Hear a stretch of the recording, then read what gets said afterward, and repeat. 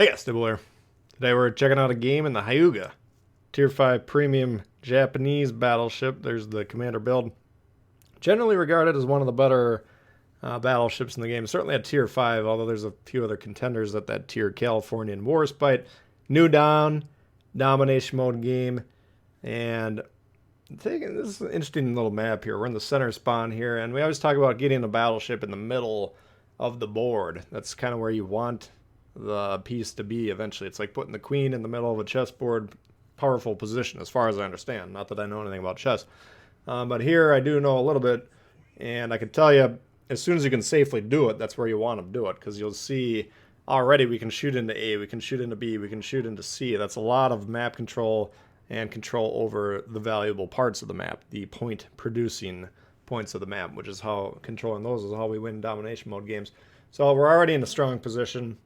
Moving forward about a kilometer, then we're just going to be right off the edge of the cap here, and we'll be able to shoot basically everyone. Now, recently we saw a game where we had all destroyers and battleships, I think it was, and we kind of noted, okay, the obvious key to this game is sink all the destroyers first, and then if you have remaining destroyers in your team, they'll just wreck the enemy's battleships, or you can score by capturing the base, whatever you need to do. Here we got all cruisers and battleships. We got a carrier, but you know, who cares? They're just there to shit on someone whenever they feel like it. But here the strategy, pretty obvious too, right? Kill all the cruisers. Why is that? Well, going into the match, each team is roughly balanced in terms of, okay, we got 9 ships on each side. Combined, they can do roughly the same amount of damage, and combined, they can take roughly the same amount of damage. Now, the interesting part of World of Warships Legends is there's a few different games going on at once, and you have different options to win the overall game by pursuing some of those objectives, different kind of mini games, if you will. One of the ways you can win, reduce the enemy team's HP to 0. Okay, so if both teams are doing roughly about as much damage to start the game, then how do you win by pursuing a strategy where you're going to sink everyone? Well, you want to reduce their ability to do damage with you, and the Gorky is going to find out the hard way. This ship can do it, and boom, a little bit staggered there, but he's definitely Hyuga there with a vicious shot from the Hyuga. And now we've just reduced their damage output by a given percentage, right? If we can do that a few more times with these cruisers before they can do that to us, now we have numerical superiority, and we should win quite easily, all right? Now, people are very confused. They see the battleships, they see big booming guns, they say, wow, I'm a tough guy, I'm a battleship player.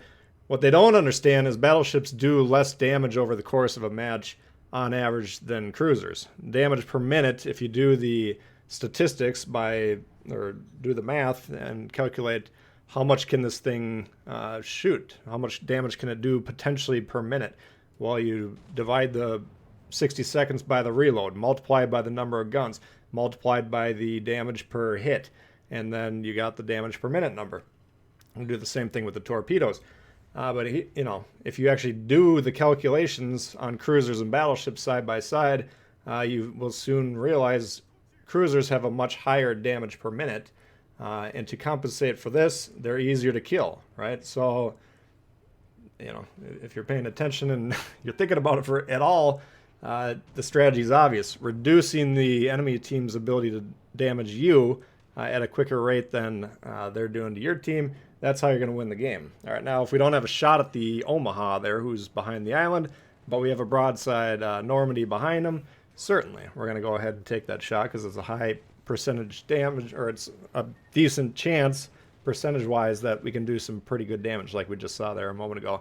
But if I had a shot at the Omaha, it doesn't matter what it's doing in terms of angling, I would take that. And when we have a potential kill shot of the Normandies, yes, but we have a more reliable shot against this Dallas, who, by the way, can do much more damage than the Normandy. And the further the Normandy gets from the front, the less damage it's going to do because the less accurate it is. Okay, so battleships, if you're moving backwards, you're in the rear, you're, again, lowering your damage per minute. You're reducing your effectiveness for your team.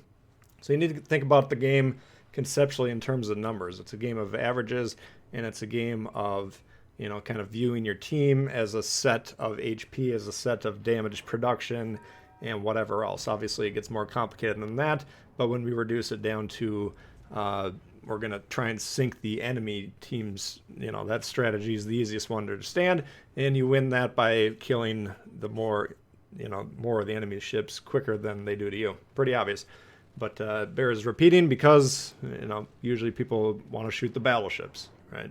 They're easier to hit, they're slower moving, and they seem like they're more dangerous. And they can be more dangerous per shot, but not per minute.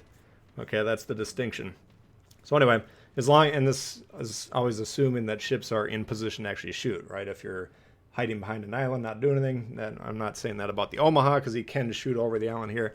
But they're, go to higher tiers, you'll see guys hide, do nothing for 10 minutes, and for some reason they think they're doing well. Anyway, we're trying to sink the Omaha there. Thought as I pulled the trigger he would have blown up there, but we missed the Citadel.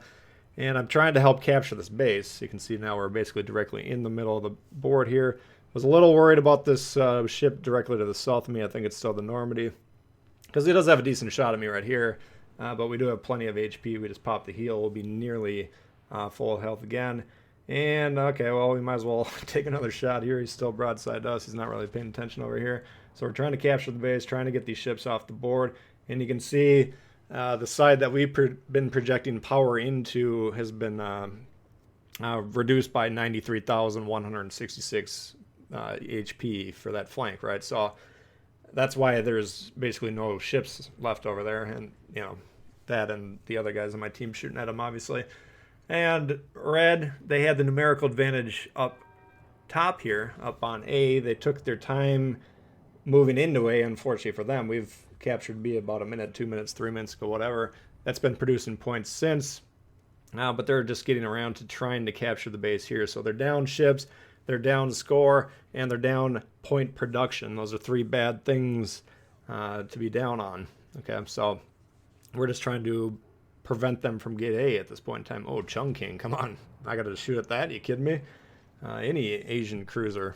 Almost as much fun as, actually maybe even more fun to shoot than the British light cruisers, of course. You got the Danae and all those guys up to the Minotaur. Fragile. Just nasty in terms of their damage per minute, yes. I mean, so you want to kill them, and they're satisfying to do. The Asians, even more brittle. I don't think they're quite as dangerous, disregarding the torps, but still fun to shoot.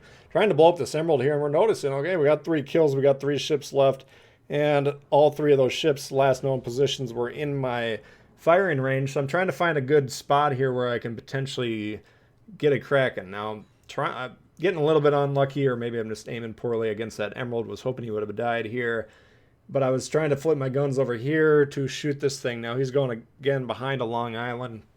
And based on if I really wanted to attack that battleship based on what he's doing, and it would be a gamble, I'd have to assume he'd keep moving forward, but I would probably just want to drop anchor here and assume the Byron's going to keep going left to right. The frustrating part of that play would be is if I stop and he stops to keep the island, protecting him against most of our force, and I'm just sitting here doing nothing. So I'm going to continue to move forward, but the geometry of ships moving around is kind of strange, and they move so slowly that you think, okay, eventually if I keep moving forward, I'm going to get a shot at that Byron, but I'm never actually going to, because we're moving around the island in kind of a circular manner here. So my best bet to kill the Emerald, if I want to pursue the Kraken, just as I pull the trigger, saw the smokes coming out there, he began to back up, so we actually hit him again, but we don't blow him up, and I think someone else on the team will kill him, which is fine. I don't,